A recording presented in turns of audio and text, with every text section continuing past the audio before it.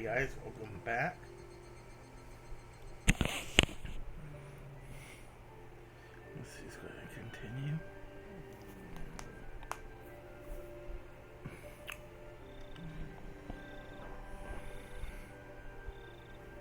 It was past midnight and almost dawn, the very quiet time of the night. We're staying up late and getting up early and melded together. That exact thing happened in the offices of the Okanoki gardeners. There were only 2 people on guard duty and they were playing cards. They weren't sentries, so they really don't need to be on guard all the time. However, they weren't allowed to fall asleep either. Until the TV broadcast went off on the air, a little past midnight, they usually ended up playing cards. Suddenly, the phone rang. The phone was right nearby, so one of them answered immediately. "Thank you for calling. This is Okanoki Gardeners." "Yes." "What?" Suddenly, the man taking the call stood up with a jolt. He even hit his knee against the desk, but he was too panicked to care. Takano dashed into the underground security room in a hurry. "I'm sorry to bother you, Major." "Forget the coffee. Give me an update. Are you sure about this?" "Yes." At 4:15 a.m., a body was found in the Okonomiya jurisdiction and was identified as R. "How could that be? R is homesick with the cold, isn't she?" "You were observing her, weren't you?" Major, there was more. According to an intelligence agent at Okonomiya PD, at least 48 hours had passed since her death. Takano could feel her blood freezing, starting from her feet. She just couldn't believe what was happening. At least 48 hours? At least 48 hours since the death of the Queen Carrier? Takano just couldn't understand. That can't be right. Why are the villagers still so composed? They could have developed hormonal symptoms as early as after 36 hours, which was last night. But according to the intelligence agents, this is reliable information, and the station was even put under a gag order because they were fearful of the religious impact it could have on the village. "What do you mean? Then who do you have observing that house?" "Major, our observation system is perfect. We get for days there at the house. Ever since we started, she hasn't even stepped out of the house once." Director Ari confirmed to himself. "It's just impossible." "Then how do you explain this?" "The police department said that the body is Rika and that it's been over 48 hours since her death, right? Are you telling me they're lying?" "A lie, a lie." "That's it. Maybe it's a mistake. I was planning to fake my death using an operative from Gifu Police Department tonight." "This is the same thing. It's just a lie. It must be a mistake." Takano wasn't confused because she was still half asleep. Or was still confused, I don't know. No, Takano was afraid. Her grandfather wrote in his article that after 48 hours of the Queen Carrier's death, everyone in the village would develop terminal stage symptoms. This would mean that he had been wrong. What about everyone who believed his words? What would they think? "Excuse me, Major, there's a phone call from Nomura-sama in Tokyo." "Yeah, why is that woman calling me now?" "While I'm on the phone, check the body. The police found immediately. We can't right now. When our agents come in, we'll have them approach the station and observe what's going on." "And what time is that? 5? 6? It needs to be done as soon as possible. Tell them to hurry up." Good morning, Takano here." All the unit members were gathered in the office of the Okanoki Gardeners. It was served as a garrison for the mountain dogs at Okonomiya. "I see. As soon as you find out something from the police, call me both and the Major. By the way, regarding the observation system at the R residence, why didn't you confirm that she's home?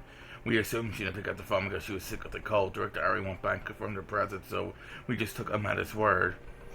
"Naive, so there is something to our residence, that's for sure, right?" "Yes, and there's someone there. Commander, why don't we enter the residence? We still have a little time." "We can't do that without approval from the Major. I'm sure she won't listen until she confirms them under Okonomiya PD. In preparation for that order, increase the number of observers at the residence. At least 8 people. Commander, there will be a festival at the shrine later today. We can observe, but I don't think it'll be possible to enter until tomorrow around midnight."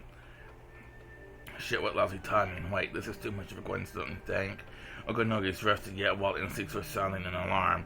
He sensed that someone was attacking him. He sensed that his enemy had begun to attack. He realized that the enemy had taken the initiative. People usually take a deep breath before they attack. At that moment, right before they strike, is their most vulnerable. Okonogi assumed that whoever his enemy was, they were led by an excellent commander who knew the precise moment to strike. By the way, the first Lieutenant Tomatake, they said he hasn't shown at the clinic's meeting the other day. Is that right? I'll have someone check on him. The Major asked me if he knew where he went. You think it's First Lieutenant Tomatake? Have Nightingale check Tomatake's hotel room. Shit, he tricked us.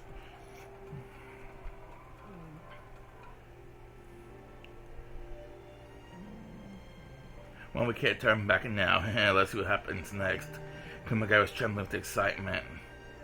Come on, Chad, I'm going to check the communications center. Hold down the fort. You bet nobody will get through here over my dead body. All I have to do now is handle the phone calls. I'm going back to my post. Come on, guy, take care of this place, okay?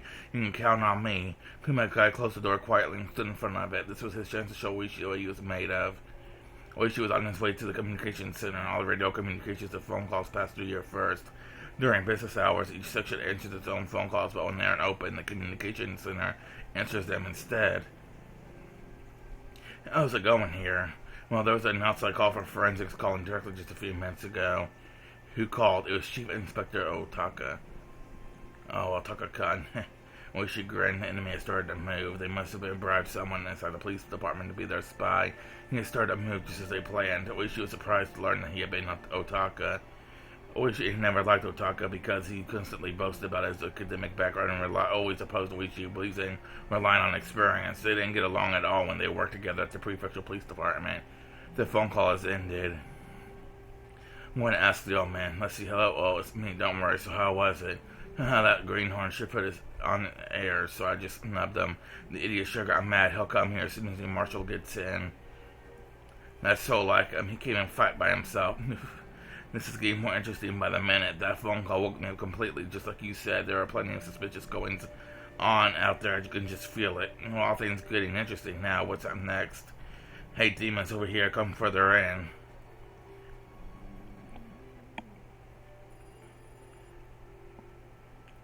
Hello, this is Tomatake. Good morning, First Lieutenant Tomatake. Sorry to bother you this early. I'm calling to let you know that the Mountain Dogs have made a move. Just a little while ago, all the members were called in because of an emergency. I don't know what the reason yet. I see, so it's finally started. Tomatake turned on the light next to his bed and put on his glasses as he answered. Also, there's a rumor going around the police department over there. We haven't confirmed it yet, but the Queen Curious dead body was found. What? Tell me more. Supposedly, an unidentified body turned out to be Rika Furude. They said she died over 48 hours ago. It's past the time limit in the emergency manual 34, but there has been no change in Himmazawa so far. Have you heard anything? No, I'm an Okonomiya, so I didn't know, but that is it possible? It must be some kind of mistake. That's what we think too, but according to our analysis, the information is very reliable and it's almost a certainty. We haven't confirmed it yet, but the multiple forensics department workers have testified. But Tomatake realized something. He realized that the Okonomiya police station was Oishi's territory. He also realized that this must be the work of Rika and her friends. Tomatake tried to think calmly, even if they didn't know who their enemy was. It's obvious the emergency manual is a signal for an explosion, so they must have come up with the idea to destroy that signal. The foundation of the emergency manual was that unless something is done about it, within 48 hours after the Queen Carrier's death, all the villagers will develop terminal stage symptoms. If nothing happens after 48 hours, and there's no need for the emergency manual, and with that, the Mountain Dogs have been called in. Hello, First Lieutenant Tomatake. Sorry, considering this current situation, it'll be hard to tell if anything suspicious is happening at the RE Institute. Please ask the Colonel to check immediately. Also, in case of an emergency, can you make sure the Bloodhounds are ready to deploy? Roger that. We should have more information by 9 a.m. If the Mountain Dogs revolt, it will become very dangerous there. Please be very cautious. Of course, I'll be careful. I'll talk to you again at 9 a.m. It was 6 a.m. Tomatake will get another call in 3 hours. Nightingale 1 to all units. Tomatake is in room 406. Observation team. Do you see anything? This is Nightingale 4. Nothing from the outside. This is Nightingale 5. Nothing on this floor. This is Nightingale 3. There's no sound in the room. He's probably asleep. There was a do not disturb sign on Tomatake's door. Perhaps he stayed up very late last night and to sleep in. This is a great chance for the Nightingales. Be sure to capture him alive. It's an order from the Major. Let's go. They try to break into Tomatake's room very quietly. Obviously, it was a simple job for them to pick a hotel's room lock. The two members at the doors communicated with each other using sign language. Even knowing he was asleep, it would be a good idea not to barge in. They opened the door very cautiously and very quietly. The room's interior was organized with taste, as typical of cheap hotels. The only furnishings were a bed, a small desk, and a coin-operated TV. Clearly, only one person could stay in this room, and there in the bed, Tomatake couldn't be found. What's wrong? Nightingale 3 respond. Shit, this room is empty. It was still early in the morning, but the room was empty. What's going on? Tomatake likes to take walks. It takes pictures of wild birds. Could he have gone out to do that? No, that's not it. He might have deceived us. The do not disturb sign was on the door. With that sign there, the housekeepers wouldn't come in the room, so they wouldn't know if it was empty or not. The sign had probably been on there since at least the day before. Knowing that Tomatake was planning to stay for a long period, the hotel hadn't really paid much attention. In other words, the room had been empty since then. I bet he changed hotels expecting an attack. I see that's why he hasn't been seen lately. Call the major immediately. Damn it, our plan has been leaked. Okanogi realized that he had been beaten to the punch. The foundation of the emergency manual had collapsed, and with that basis of the final operation was shaky. Okanogi felt that the major had panicked and rushed into confirming what was going on hastily. And Tomatake suspected us and went into hiding. Then, after he caught wind of that, he was sure to come grab us by the tails. Everything just too convenient. Sure, that's supposed to be exactly what the enemy planned. Okanogi tried to calm himself. If he was going to investigate in secret, he could assume that Tomatake was still nearby. The department, Tokyo, must be the one conducting the investigation, so he must be waiting somewhere for a report from that department. Tomatake was probably at a new hotel, probably somewhere in Okonomiya. Get in touch with Crow in Tokyo. There must be someone reporting them regularly. Find the number they're calling. The number is somewhere in Shishibon City. Bingo. Okanogi was confident about his hunch, but with what he was thinking is correct, that meant his identity was about to be exposed. It also meant his operation had failed before it even started, but it wasn't in checkmate quite yet. If he could prove that the dead body at the Okonomiya police station wasn't art, then everything would go back to square one. All he had to do was capture Tomatake and then check the body at the station. And that was all. Commander, I got a hold of Crow. They won't be able to tell you what exactly they talked about, but they say they can find the phone number. They just need a little time. How much time? Just a few hours, they said. Shit, they just want a few hours on time. I don't want to rush them, but they better be quick. It was a little past 6 a.m. It was already light outside, but still too early for the Kakatas to start their morning chorus. They had endured the first wave. It was now a matter of how quickly they could recover. Okanogi just hoped that the major didn't throw a fit. Commander, a message from Crow. They're still looking into the phone number. Also, the research division's routine check-in time is at 9 a.m. 3 more hours. He looked up at the clock. Even the little things were beginning to bother Okanogi. Every time the second hand moved, he became more impatient and realizing the check-in time was getting closer and closer. Also, Colonel Oka, head of investigations, issued a standby order to the Bloodhounds. He hasn't said anything about a mission yet, though. Okay, so that means it could still stand down if nothing happens. He can just play it off as a drill. Okay, we still have time. More information. The head of investigations called the chief of staff's home line. We don't have the details. Okay, we're still okay. It's a close call, but we're okay. The Bloodhound standby's orders meant they saw a very high chance of the Institute revolting. The people on site must be practically certain of it. Although it's not as difficult to execute as the emergency manual ordering the Bloodhounds isn't that easy. They only did so because they realized that some kind of trouble is afoot. Okanogi was sure that the people who wanted to conclude matters peacefully were trying to settle things by saying it was just a mistake. In order to the Bloodhounds to stand by without clarifying the mission is like a middle ground in that sense, but the head of the research division had called the chief of staff. That was a very dangerous situation for the Mountain Dogs. In other words, the higher ranks of the SDF or people even higher than him had decided that the Bloodhounds could take the field.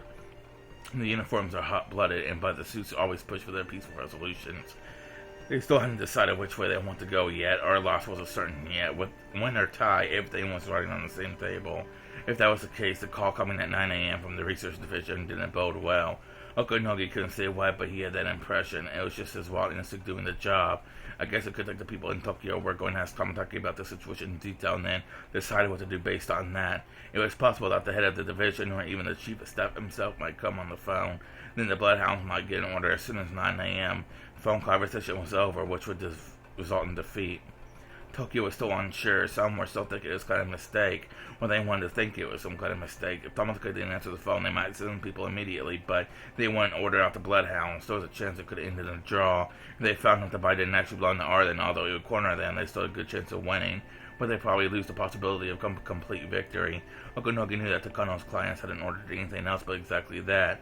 He didn't want to admit it, but the enemy's surprise attack succeeded. Commander. Shut up, calm down. They aren't here sure yet. They're suspicious, but they aren't sure. We're still okay. Anyway, whoever gets information first wins. Either they find out something first or we do.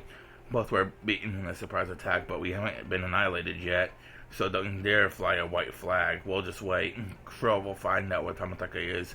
Our guys at the police station will expose the truth about R's death. So we all can do now is wait and endure. Excuse me, Major Takano's on the line. She is down, so I'm extremely angry. Shit, I don't have time to babysit the princess now. Hello, yes, this is Okanogi. Yeah, well, don't jump to conclusions. It hasn't been decided yet. Why don't you have a cup of coffee first to calm yourself down? Yeah, Okanogi tried to change the subject while pretending to laugh. All he could hear was Takano's frantic voice. He couldn't even understand what she was trying to say. The second hand on the clock ticked on. Who was going to be able to smile at the end of it all? Today was going to be a long battle. Okanogi's instincts told him so.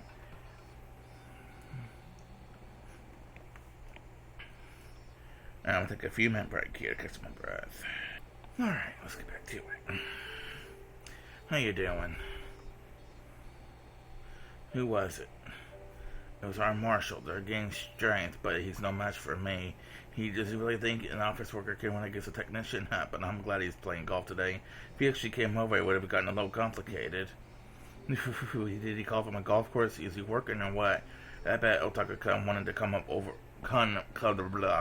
with a marshal, but he's probably real upset about it now. Since a direct attack as a mark, do you think they'll try to direct one? Well, Otaka-kun here. If he can't get a hold of the chief, we'll have to, so it's almost 8:30. The main doors will open soon. Morning had finally arrived. The course of the Kakatas had begun. That familiar sound would make one think it was just another day, but it was hardly going to be normal. It wasn't just an ordinary Sunday. Oishi and his men realized that they were grazing the tip of a huge conspiracy. Knowing how Otaka-kun, he'd probably come through the main entrance. Yeah, that's what a guy like him would do. I'll be here to take care of the phone calls. You guys take care of him, okay? Okay, I'll go welcome him. Kuma-chan, take care of this place. The lobby of the Okonomiya police station was like any other police station. It could hardly be said to have a welcoming atmosphere. Some of the tiles on the floor were broken and the cracks, so sometimes people tripped on them. These spots were covered by pieces of cardboard, and there was a sign that said, "Caution, watch your step." There's also a pot with a dead plant in it.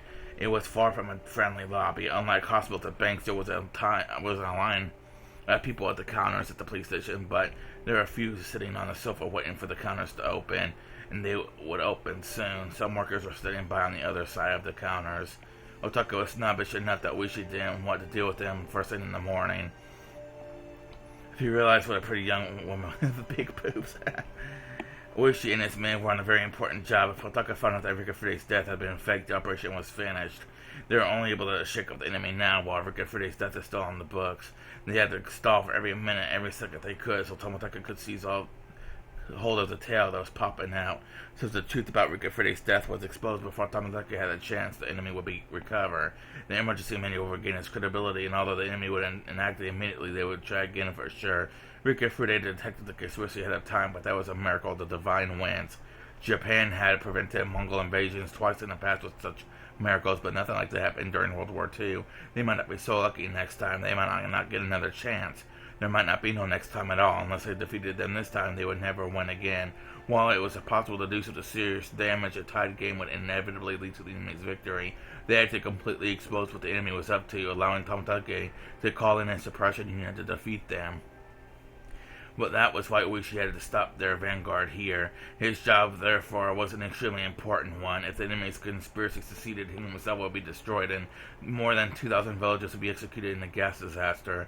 Either way, the incident would never go public, but people's lives depended on it. Oishi was violating his professional duties. However, he had to do what was right. Oishi thought back to when the old man taught him that. Someone who, despite the hot weather, was wearing a suit, came into the automatic sliding door. He had two of his colleagues with him. He was showing off his authority like he always did. "Good morning, Otaka-kun." Well, good morning, Oishi-san. By the way, please don't address me in such familiarity, blah, blah, blah. I don't know how to pronounce that. Anyway, I'm no longer in a position where you can talk to me that way. Oh, don't be like that, Otaka-kun. We used to play Mahjong together, didn't we? Otaka seemed disgusted to hear that. He used to boast about being a good Mahjong player, but Oishi once beat him badly in front of many people, which hurt his pride. I would love to chat with you, but I'm in a hurry today, so please excuse me. Hey, don't say that. Don't you remember the time when you forgot to write certificates for the Kendo tournament? You begged me to help you. I wrote them for you backstage, and that was why the award ceremony went on smoothly, didn't it? I truly appreciate that, but that's nothing to do with this right now. Oh, I didn't know you appreciated it. No, sorry about that. I never heard anything like that before. Down at the prefecture station, they think I begged to write it, and that you turned the offer down and let me write it for you. Was that the excuse you used when the director called you up asking what happened since my handwriting on the certificates wasn't so great? Well, I don't know. Maybe someone misunderstood. At the very least, I never said such a thing. The prefectural police headquarters may be your territory, but unfortunately, this is Okonomiya police BD, blah, blah, blah, guys, okay? You won't get your own way here. What do you mean by that, Oishi-san? I don't know why you're here, but your jurisdiction's in Gogura, not Okonomiya. I would like to ask you to leave. Well, under what authority and what authorization do you have to be here? I'm in the middle of a classified investigation on behalf of headquarters. I've heard that there's an unidentified body related to that investigation here. Well then, please inquire on the phone. Okonomiya isn't a rich neighborhood. This isn't a place where someone in a custom-made suit should be. I see, so you're getting up with the guys in the forensics, huh? There should be an order from the marshal to hand over the autopsy report to the prefectural police headquarters. Then there should be an explanation to the marshal from the forensics department already. The body is still being examined because of a slip-up on our part. There's been a rumor going around that the body was already identified. Anyway, they need a little more time to finish up their report. Then I would like to attend the autopsy. No. What? I'm requesting it as a person in charge of this classified investigation at the prefectural headquarters.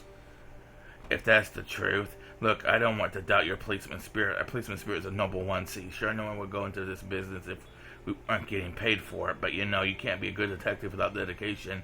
That can't be measured by your pay alone. If you say you have that spirit, I'll let you through. Then the look in which his eyes made it clear that the anger was rolling within him. As he looked into those eyes, Otaka recalled in all kinds of frightening memories. Otaka didn't want Oishi to sense his fear, but he couldn't prevent himself from loudly swallowing. Okay, then please let me through. I'm here because of my policeman's spirit. Please step aside. Why don't you make me with your policeman's spirit? Come on. What? If your policeman's spirit is as strong as mine, you should be able to brush me aside easily. Come on. Try it. Oishi was obviously saying that he had no intention of letting Otaka through. How could he do this? Otaka was confused. Otaka was an elite policeman at the prefectural police headquarters. He believed the academic background and performance record were enough to earn trust. He has always been working hard under that belief, but Oishi didn't acknowledge that, and he doesn't even respect him. He is a scumbag. He was the worst type of person one who would try to establish their meaning and purpose only through rough means, refusing to acknowledge everything about their superiors in order to protect their own pride, as uncivilized people often did. Otaka had been thinking that ever since they worked together. Why did people trust in someone like Oishi? Why did someone respect someone like him? Why did people appreciate someone like Oishi more than they did Otaka? Move. If you don't, I'll accuse you of interfering with an investigation. Oh? What kind of investigation? If you tell me, I'll help you. Didn't you hear me? It's classified. I can't talk about it to someone like you. I see. Well, if you could tell me everything, you could tell me one thing instead. What do you have resting on your shoulders? On my shoulders? What are you talking about? I have something on my shoulders. The fate of 2,000 villagers rests here. If I let you through, those 2,000 villagers know their relatives as well. They'll all be very sad. You know what I'm talking about, don't you? I have no idea what you're on about. Okay, I'll tell you. Your boss is planning something terrifying. I bet you haven't thought it through that far, but it's a conspiracy that will make thousands of people unhappy. That conspiracy is about to crumble, and that's why they woke you up and ordered you to investigate. I don't know how much you're getting paid for this, but if that is much more important than your policeman's spirit. Or she stopped talking there, but his eyes continued to speak after that. Well, what in the world are you talking about? Anyways, please just let me through. Otaka's baffled behavior confirmed what Oishi had just said. He had been bought up by someone out shady. Though maybe he didn't think he was bought. He probably thought he was just filling the request to confirm Rika Furude's body as a favor from someone in the information network he assumed he built himself. Of course, the part about it being classified investigation was a lie, but when an elite policeman from the prefectural headquarters said it was a classified investigation, everyone would have groveled and salute him. But Oishi didn't salute him at all. This is a waste of my time. I'll file formal complaints to the marshal later. What? Hey, wait a minute. I'm not done yet. As Otaka tried to walk by, Oishi grabbed him by the arm. Otaka tried to make him let go, but Oishi was just too strong. Ow. Let me go, Oishi-san. Oh, I'm not putting that much strength into it. If you have a policeman's spirit, that shouldn't stop you. Your unshakable righteousness should knock me down easily, but you can't even get my hand off your arm. Do you know why? Get off me. It's because you don't have a policeman's spirit. Oishi let go of his shoulder, and Otaka tumbled onto the floor, sliding for more than 2 meters. What is this? This is interference with the investigation. This is interference with the government official executing its duties. No, this is assault. Arrest him immediately. Otaka ordered his 2 colleagues around, but they didn't know what to do. Oishi was a policeman, and obviously there was something more going on between them. Besides, they could sense one thing. Their instincts were telling them that Oishi was far stronger than them, and they were no match at all. What's going on, Oishi-san? Some officers were gathered in the lobby. They all looked puzzled. Nothing much. This greenhorn from the prefectural headquarters demanded something not so selfish, so I just taught him a lesson. The officers alternately looked between Oishi and Otaka. They knew something was going on, but they didn't know their circumstances, so they didn't know which one to stop. Oishi was respected by the policemen of the Okonomiya station. Everyone respected him. If Oishi said that Otaka was being selfish, then he must be at fault. Oishi was generally seen as sensible. All of them thought that Oishi would only do this in a public place like a lobby if it was something major. Otaka was feeling humiliated to get that such much attention. He stood up calmly, hiding his humiliation with anger. I see, I understand your position, but I'm not here on a child's errand either. I like your spirit. I'm ready to go if you are. Bring it on, Greenhorn. Oh, not enough. That's all you got? Damn it. So that's replacement spirit. I have 2,000 Hinasawan villagers resting on my shoulders. The lives of 2,000 people in my jurisdiction depend on me. Why don't you tackle me with a spirit that's strong enough to knock down 2,000 people? Ooh. It was like watching a match between a sumo wrestler and a small child. No matter how many times Otaka tried to tackle Oishi, he simply crumbled against them. Oishi stood firm as if his feet were rooted to the earth. When the third time Otaka tumbled to the floor, he finally realized that he had been provoked. He caught his breath and fixed his hair. Okay, I'll tell you. The case I'm investigating has something to do with the Sonozaki family. I was asked by someone to check on something. Why are you beating around the bush? Can't you say it more directly than that? At any rate, they're questioning the death of that girl said to be the mascot for the religion here in Minamizawa. I have to confirm if she's dead or alive immediately. I told you we explained that over the phone. It's still under investigation. They need more time. Well, I didn't want to tell you this. This request was. I'll tell you the truth. It was requested. Hold on, guys. There we go. It was requested by someone you really hate, Representative Sonozaki. Oh, that scary man with the craft on his Hakama, huh? Yeah, you're right. I do hate him. If that man threatened me, I'd have to bend in logic to push them demands through, too. See, Representative Sonozaki requests that I check the body immediately. This is a request by a citizen. The police department here is for the citizens. Of course, I accepted his request. Rika Furude isn't just any girl named Namazawa. She's a very special little girl. Rumor goes around saying her dead body was found. Of course, someone has to go confirm it, right? You do better not to say things like that in a public place. You're in a lobby, you know. Excuse me. Otaka suddenly realized his mistake. Some people were giving whispering behind him. One of them spoke to Otaka hesitantly. Is it true that Rika Furude-shama is dead? Don't worry, madam. We haven't confirmed that yet. We're from the prefectural police, and that's why we're here. That's right. It's not certain yet. We're still investigating as we speak. I'm only asking to attend the autopsy. You better think carefully. I'm here on behalf of Representative Sonozaki. If you keep interfering, I'll tell him all about it. If that happens, you'll be in a tight spot at Wishi-san. Don't you think it's time to surrender? Representative Sonozaki is well known in this area as an extremely tough congressman. The people who knew about him continued to whisper. Otaka grinned within it. He heard them whispering. He realized that in Okonomiya his threat was more effective than he thought it would be.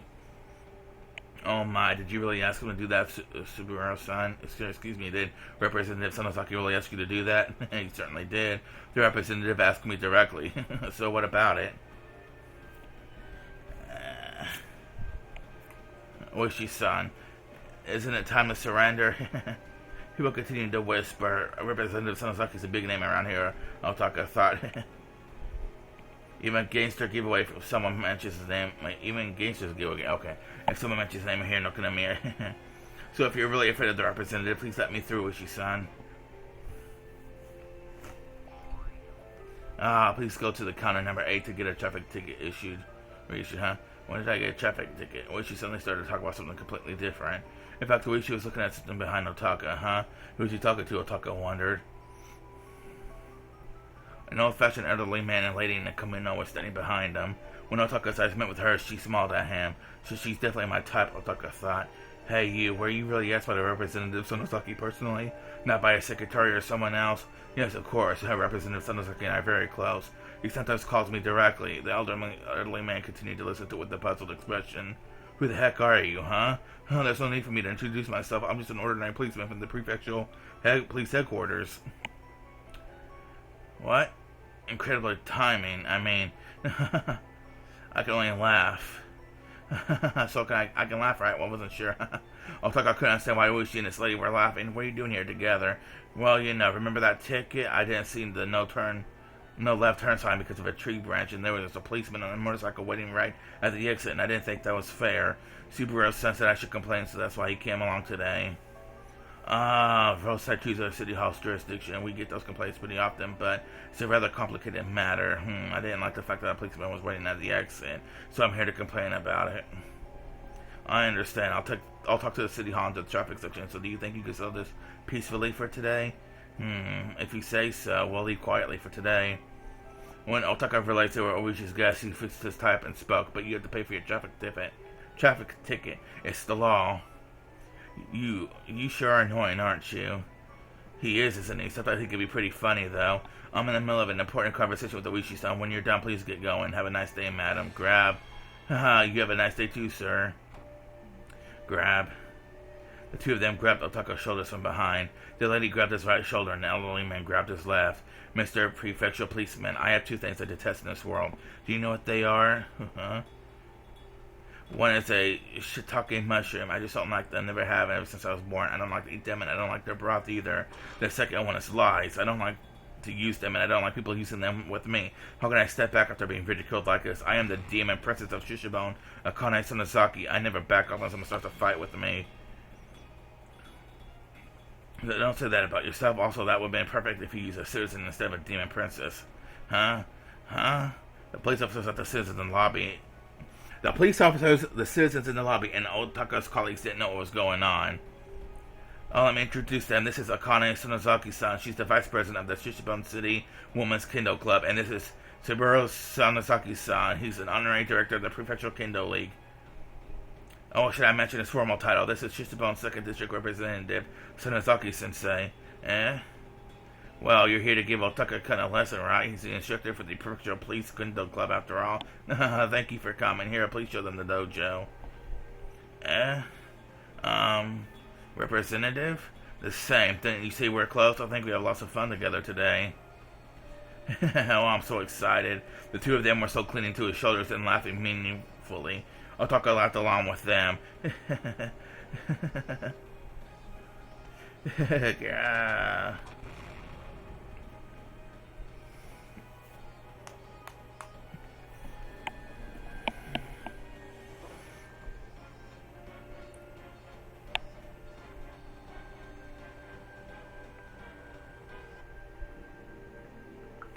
Alright, I'm gonna take another 3-minute break here. Okay. Are you sure? Did you really confirm that the Queen Curry was at home yesterday?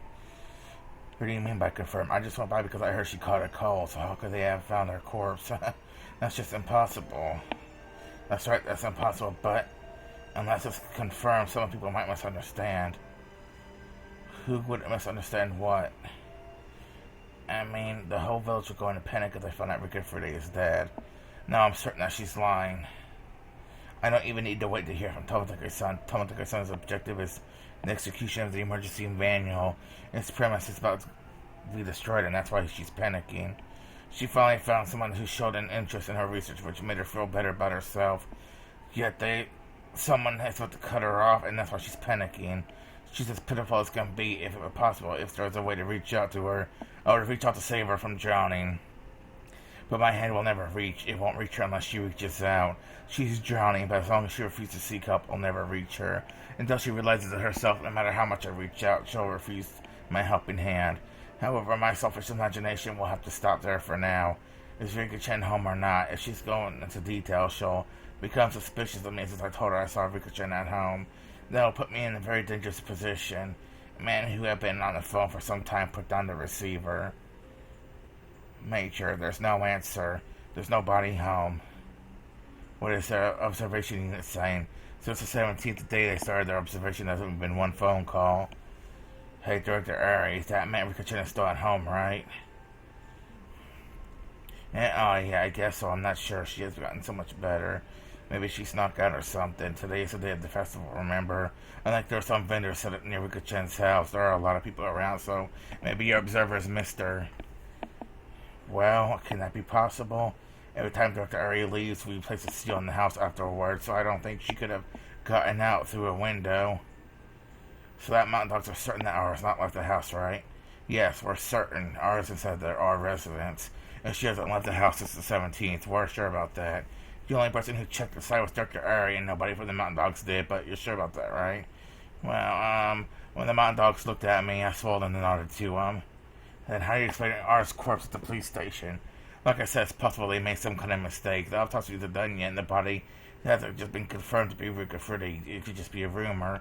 You already said that. How many hours do you think passed since that rumor has gotten to Tokyo?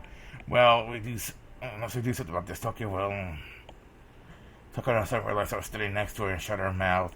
I could already tell what she wanted to say, though. Major, there's a phone call from me from Nomura-sama in Tokyo. Damn it, I told her to give me a little more time. Takano usually has a lot of self-control, but she's not doing so well right now. Even her body language makes it clear how irritated she is. Does she have a habit of scratching herself? As she folded her arms, I could see marks where her nails touched her skin. She's clearly not doing well. Takano-san is rather occupied right now. I'll take it.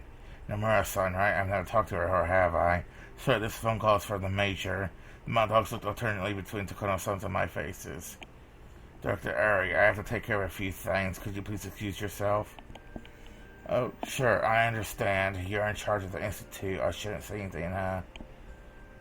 Somebody take him to the director's office. Hurry. She's basically telling me to get out. I left the security room quietly. Hello, this is Takano. I'm sorry to make you wait. I'm sorry to call you repeatedly. So did you find out anything else? I'm sorry. I've ordered my man to get to the bottom of this immediately. Some of them are headed to the police station, and I'm just waiting to hear from them. I see, so you should be hearing from them soon, right? What time do you think you could call us?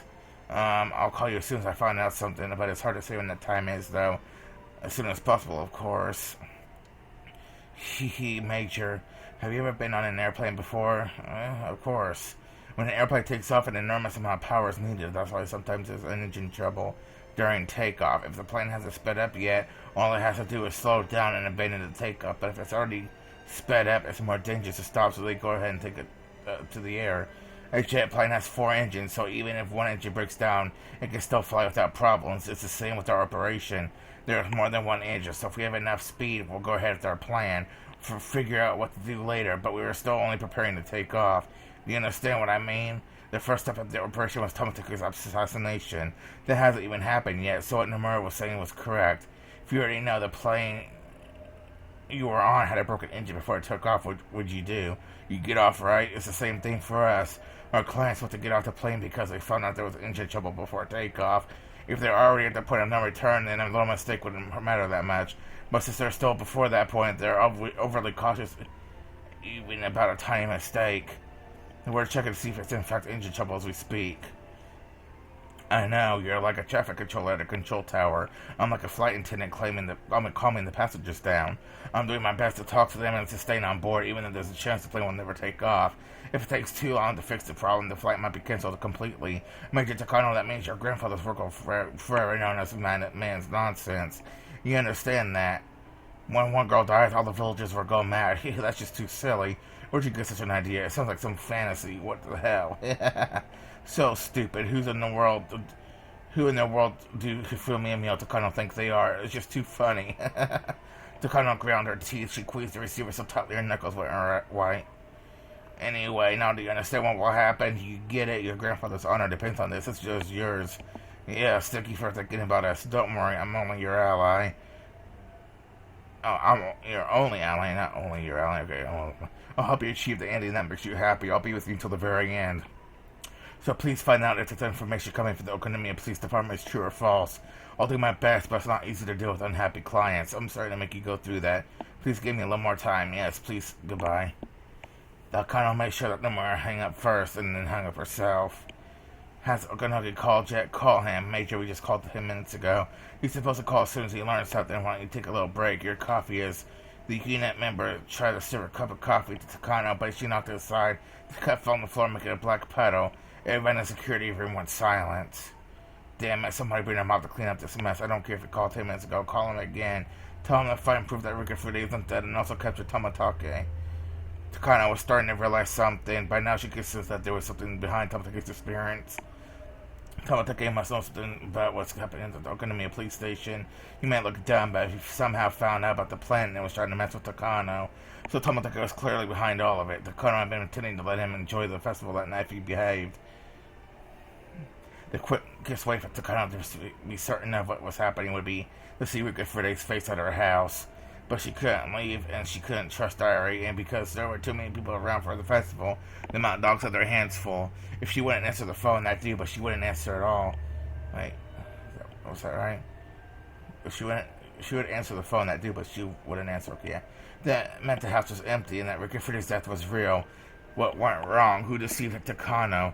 There was only one person, the only person who claimed that he saw her at the house. Ari was the most suspicious person around. Tomotoke had left the hotel and was nowhere to be found, so maybe Rika had left her house and was hiding somewhere else. In other words, Ari betrayed her and was in contact with Tomotoke. Start observing Dr. Ari. What? Are you saying that he's lying? Why would he do that, though? Tomotoke must have noticed our plan. He left the hotel and told Rika to go somewhere safe. He's deceived us, and we've been observing an empty house. That house can't be empty. There's definitely someone in there.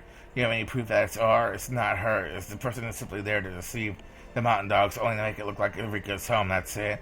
Tell Okanogi to break into our residence. I don't know who's in there, but whoever it is, they're connected to Tomotoke and Rika. Put the heat on them. But we can't break into our residence. Not today. There are just too many festival goers around there. We can't break it until the festival's over, which is around midnight. That's why all of you are here, right? Just do something. Why can't you do what I tell you to do? Can't you follow my orders? Why can't you only follow my patron's orders? Oh, the unit members could only watch in silence. They knew nothing could comfort her. The noise of the phone suddenly broke the silence. Takano practically jumped. Yes, what? Major good news. Crow successfully got the number of the research division in Tokyo is calling for the scheduled reports. The phone number is in Shishiban City.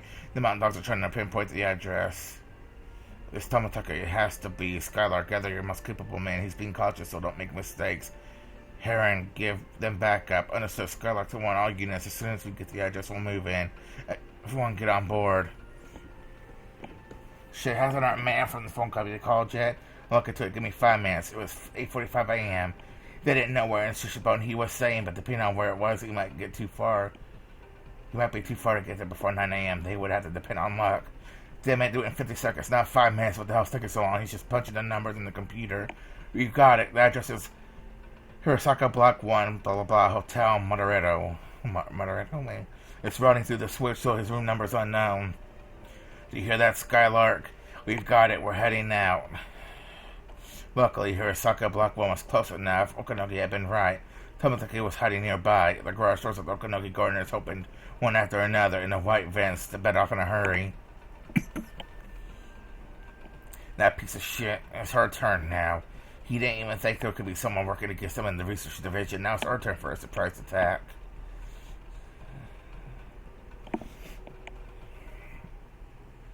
Hotel Moderato, despite its name, it's a cheap stained sign out front.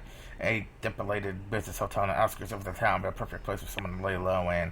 They might draw in some guests if they renovated the building to a more modern love hotel, but it was clear they didn't have the capital for the renovations that could go under any minute.